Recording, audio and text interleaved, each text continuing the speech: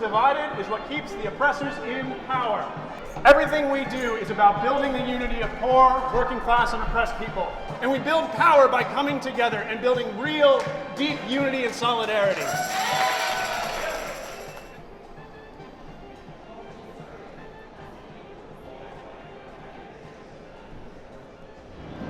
The medication he was on was risperidone, which has a known suicidal side effect from withdrawals.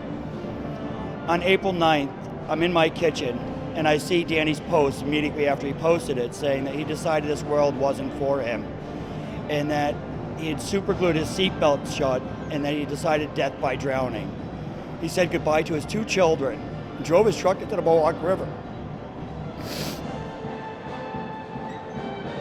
My husband is disabled, and we have spent 10 years fighting the system that decided that he's not really disabled because he doesn't look disabled.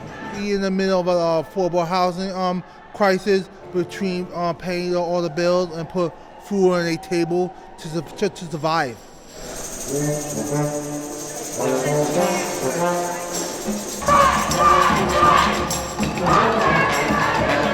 Well, the poor working class people in New York State are facing an emergency, and we cannot afford to wait for politicians to make tiny reforms while people continue to suffer. I suffer from an illness known as bipolar disorder, and it has been a long road since 2003 battling with insurance companies for the treatment that I need. Where will I go when Section 8 waiting lists and subsidized housing waiting lists are currently closed?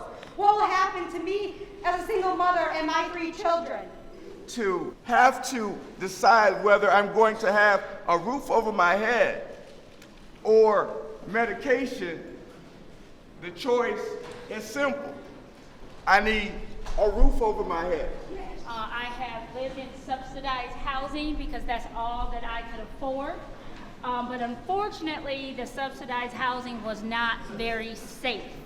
And my husband at the time was killed by a stray bullet while he slept.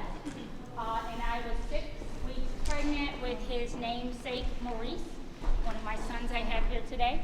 I'm one step from being homeless, okay? And then I have to pay for Medicare. Why? I paid my taxes, I work for my government, and I want something back now. It's a system in our society being used against us. Right.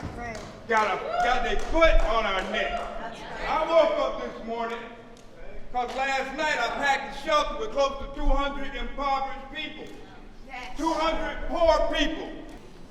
I never thought, after having a career in teaching, that the rent would be so high, because everybody's affected from this.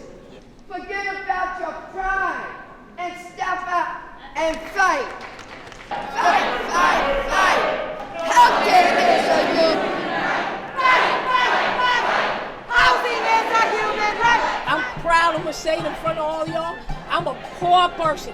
I just say to the Poor People's Campaign, I wanna become a member, I wanna join.